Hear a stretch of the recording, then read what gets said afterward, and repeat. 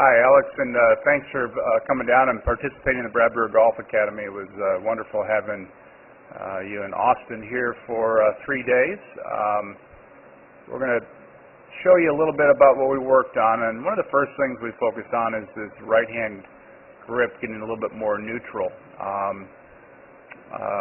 If we take a look at the left-hand view here, you can see how that right hand, the V between your thumb and index finger, is pointing somewhere outside of your right shoulder appreciably. And that was causing you to shut the club face down, and also wasn't allowing you to get your proper wrist hinge as a result of how your angle of your wrists are set at address. So we worked on trying to get the V a little bit more inside the right shoulder, your right palm a little bit more on top of your thumb, and you're doing a better job of it over here on the right-hand side. The other thing we worked on is really improving your pivot, because to create better power, you got to have your body pivot working for you, hip and shoulder turn. This was your takeaway in your swing before. There wasn't a lot of wrist hinge at this particular point, and there was the top of your swing about right there. So you're very limited in how much your shoulders and your hips could move at this particular point. And then we worked pretty hard on the feeling of being able to rotate the hips and the shoulders. And now we got ourselves to a point where we got our left shoulder a little bit more behind the ball and rotated underneath our chin. And also you can see it here in your hip girdle how you've pivoted in the brace of your right leg a little bit more, which is great. That's what we're looking for, a lot more back facing the target, and that certainly is giving you a better position here. Ideally, love to see a little bit more set of the wrist and get that club a little bit more in a position like that, and that's going to assist you in trying to keep your angle as you start your downswing. See, when you don't have full wrist cock, it's easy to start to spring it out, which is basically what's happening right now. You're losing your angles coming down, and it was actually happening even more here before. And this is what brought you into impact. You were doing a fairly good job of coming into impact, but everything looked fairly tight. We talked about rotating, pressing the hips forward, and getting a good flat left wrist, which I think you're doing a very nice job of, but you can have a lot more hips pressing up towards the target, feeling like they are rotating slightly and extending upward as you're going through the strike, and that's going to help you gather a better impact position and certainly take you into a better balanced finish. I gave you several drills to work on. We had the board pushback drill, and the board push-through drill to help you feel that. Body pivot drills in the mirror is other things that we worked on. Trying to feel like you could get the handle in and the club head hinged up a little bit sooner on your backswing, and working things in slow motion with the 6 steps. That 6-step drill is certainly something that will help you a ton. In fact, if I let's see if I can pull up I'll give you an example of what we're looking for here.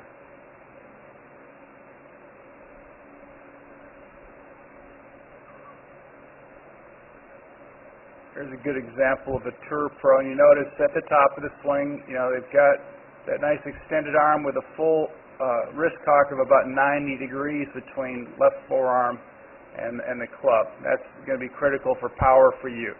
And the other thing that they do a good job of is getting those hips pushing forward, the belt buckle pushing up and forward as it goes through the strike. That's going to give you a good extension into a full finish. The other thing that was helping you out is really starting to focus on not hitting at the ball, but accelerating all the way through to your finish position. Okay, so finish wrapping around. You notice where Schwartzel's finish is, you're kind of holding yours off and up instead of letting everything rotate through where that shaft is behind your back and your hands are behind your back a little bit more, like this. And that's going to generate a lot more power, and it'd be a lot more fun for you to hit that good solid shot. So keep working on these things. Remember that practice makes permanent, and as you're conditioning a new formed habit, the more repetitions you do away from hitting golf balls right now in the practice of home is going to certainly help you get those sensations. So until next time, happy golfing.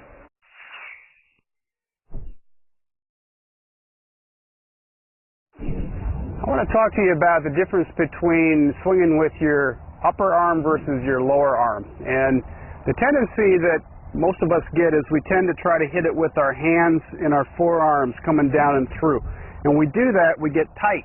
When we get tight, it really restricts the club from swinging. You're not going to be able to get your acceleration. The other thing that tends to happen is it causes the club to swing off its plane and me to come out of my posture position. So what do I want to feel? Well, on the backswing, you certainly want to feel that your supinator on your right is helping you swing the club head back, which is your forearm. That'll help you get onto plane. On your forward motion, instead of it being the forearms and hands working, they should be as soft as can be.